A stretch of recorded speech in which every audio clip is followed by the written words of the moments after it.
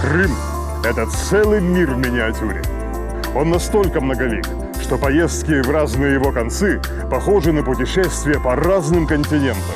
Я беру свою фотокамеру и отправляюсь в долгие прогулки по полуострову для того, чтобы самому увидеть все его исторические памятники и запечатлеть их поразительное многообразие. Этими впечатлениями хочется поделиться с каждым. Поэтому в эфире телеканала АТР приглашаю вас на прогулки по Крыму. Прогулки по Крыму с Алексеем Гайворонским. Давайте вместе откроем эту землю.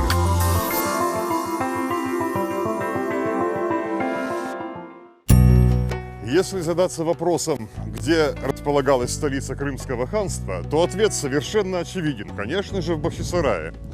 Такой ответ вполне верен и все-таки не полон.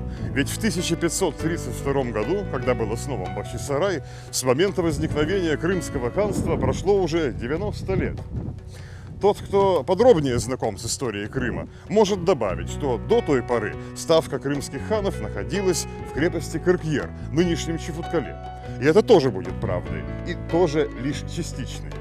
Ведь в документах первых крымских ханов, помимо Кыркьера и Бахчисарая, упоминается постоянно и другая резиденция – Девлет-Сарай. Что же это было за место?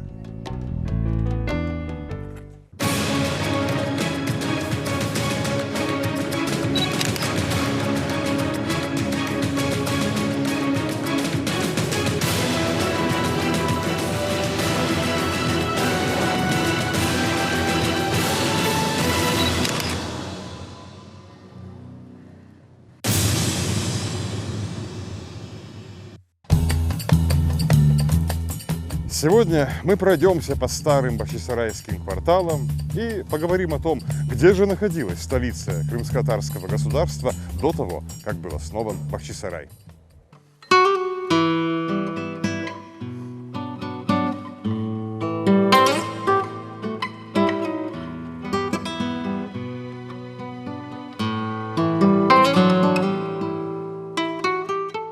Салачикское ущелье на окраине современного Бахчисарая – это очень удобное и безопасное место для жительства. Здесь из недр земли бьют многочисленные чистые родники, и тут нет недостатка во влаге. Просторная горная котловина со всех сторон окружена отвесными скалами, которые защищают ее от зимних вьюг. Узкие проходы, что ведут сюда между скал, в старину были перегорожены стенами и воротами. Но если бы даже противник и преодолел их, здешние жители могли найти надежное убежище на вершине горы Чифуткале.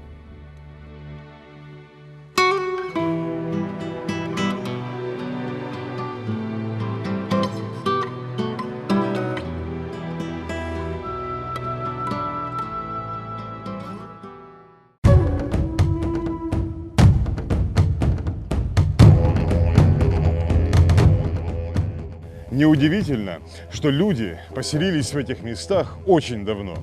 Например, в одной из здешних пещер когда-то располагалась стоянка первобытного человека, известная специалистам как стоянка Староселья. Помимо каменных орудий, вокруг нее было найдено и множество костей животных, в частности дикого осла, который уже давно не водится в Крыму.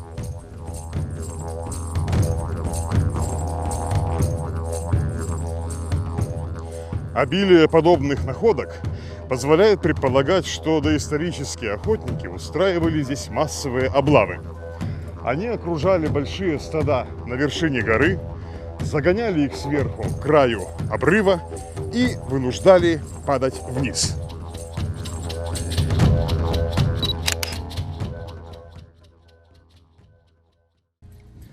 Салачикское ущелье изобилует археологическими памятниками и более поздних эпох.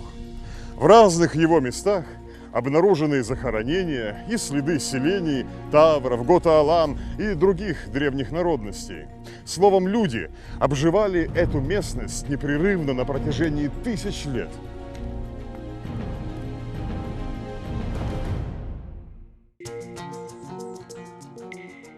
Один из примечательных здешних памятников – это пещерный монастырь. Здесь молились потомки готов, алан и греков, что исповедовали христианство. Монастырь был посвящен Деве Марии, или, как ее называют в исламе, Мириам. Отсюда произошло крымско-татарское название Балки, в которой стоит монастырь – Марьям-Дере. Сохранились интересные сведения об отношении к этому монастырю первого крымского хана. Известно, что когда Хаджи Герай после тяжелой борьбы с соперниками взошел на крымский трон, он продал 2 своих коней, приказал купить на эти деньги воску, сделать из него 2 огромные свечи и пожаловать их монастырю. Таким шагом хан, конечно же, обеспечил себе широкую поддержку своих немусульманских подданных, причем это не единственное свидетельство о терпимости и человечности Хаджи Герая по отношению к ним.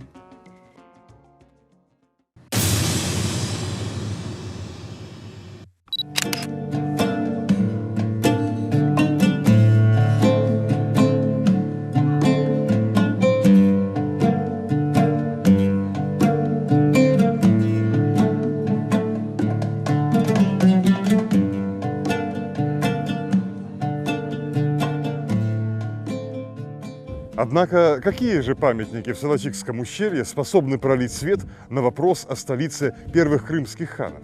Это, прежде всего, 2 старинных здания под серыми кровлями, что возвышаются в самом центре горной котловины. И дальнейший разговор пойдет именно о них.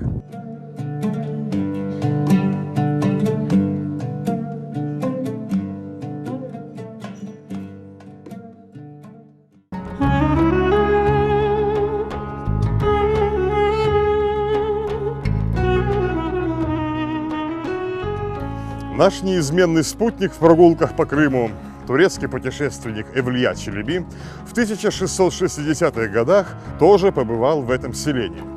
Кое-что из увиденного и описанного им здесь сохранилось тут по сей день.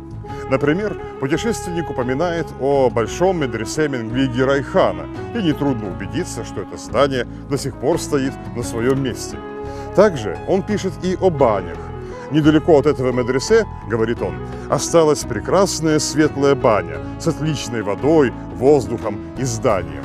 И действительно, эти руины являются ничем иным, как фундаментами городских бань.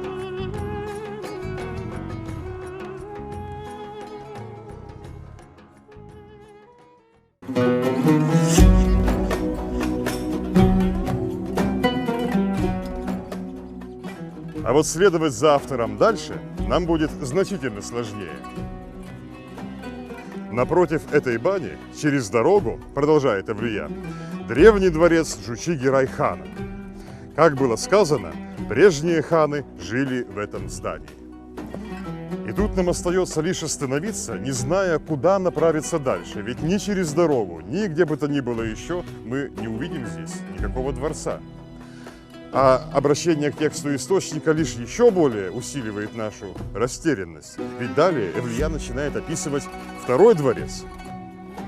На дороге, ведущей от дворца, есть высокий дворец правосудия.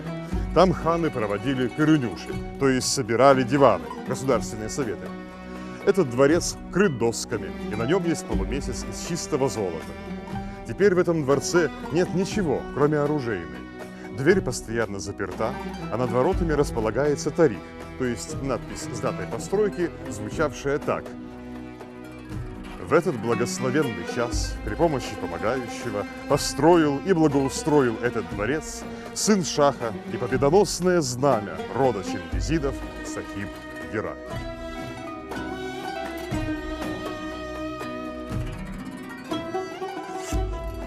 Но, может быть, путешественник что-то путает, и никаких дворцов здесь на самом деле не было? Ничуть нет. Ведь упомянутая надпись с тарихом сохранилась, и ее слова можно прочесть на камне, что вмурован в арку внутри ханского медресе. Хорошо видно, что надпись обрезана на четверть с левого края. Очевидно, она попала сюда весьма поздно, уже после того, как дворец был снесен.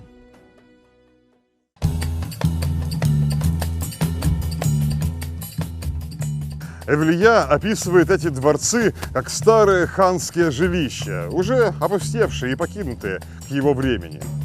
Однако из ханской документации прежних столетий мы можем узнать, как называлась эта старая резиденция. Она именовалась Девлет-Сарай. Впервые это название встречается в письмах и прочих документах Менгли-Герая в первые годы XVI века. К тому же десятилетию принадлежат и надписи, монументальные надписи на стенах древних зданий Солочака. И такое совпадение далеко не случайно. Это были годы великих свершений в крымской истории. Хан Менгли-Герай готовился к решающей битве в борьбе за независимость Крыма от ордынских правителей. В июне 1502 года на берегах Днепра он победил последнего ордынского хана шейх Ахмеда и по обычаям того времени сам получил правом именоваться ханом не только Крыма, но и всей Великой Орды. Этим титулом впоследствии пользовался и он сам, и его потомки на крымском троне. Ставка же Менгли-Герая, согласно тому же обычаю, приобрела статус столицы всех бывших ордынских владений. Еще за несколько лет до своей окончательной победы хан пожелал обновить и украсить ее. Для этого он задействовал строителей из Крыма, Турции и даже Италии. Столица любого мусульманского государства, будь то Стамбул, Каир, Багдад или иной столичный город, отличалась от прочих городов своей страны непременным наличием в ней 5 построек, которые подчеркивали ее столичный статус. Первым, конечно, был дворец правителей государства. Вторым – главная столичная мечеть. Третьим – учебное заведение, где готовили духовенство и кадры для государственной службы. Четвертым – кладбище правящей династии. И, наконец, пятым – какая-нибудь постройка, которую повелители возводили на собственные средства в качестве благотворительного дара горожанам. Это могла быть больница, общественные бани или что-либо другое.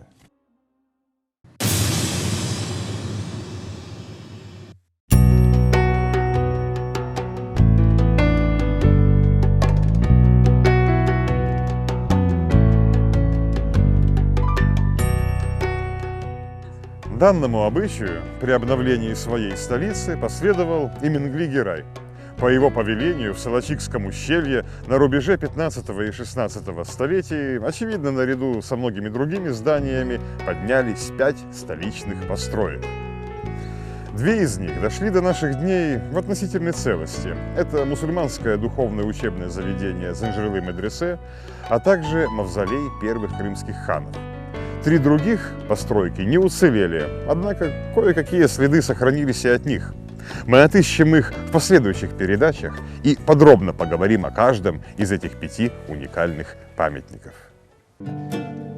Что же до селения, в котором находились эти строения, то Солочик так и не стал всеордынской столицей. На осколках побежденной Менгли-Гераем Орды возникли самостоятельные государства, партнеры Крыма на международной арене – Казанское и Астраханское ханство. А затем в 2 километрах от Девлет-Сарая был основан Бахчисарай, которому и суждено было вырасти в большой город. Солочик же превратился в тихий и уютный столичный пригород, которому уделили немало похвал и Евлия Челеби, и другие путешественники. В XIX и начале XX века далеко за пределами Солочака славился основанный еще Менгли-Гераем Центр мусульманской учености в Зенджирлы-Медресе, а еще мастерство музыкантов из числа крымских цыган, что проживали в Солочаке и часто украшали своей игрой бахчисарайские свадьбы.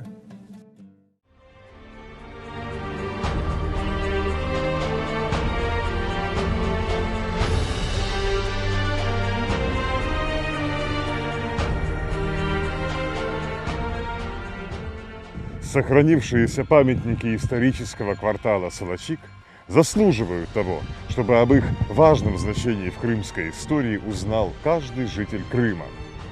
Их серьезное изучение началось лишь недавно, и хочется надеяться, что в скором будущем облик позабытой ханской столицы Девлет-Сарай будет воссоздан во всех его подробностях. И сейчас мы делаем первые шаги к этому.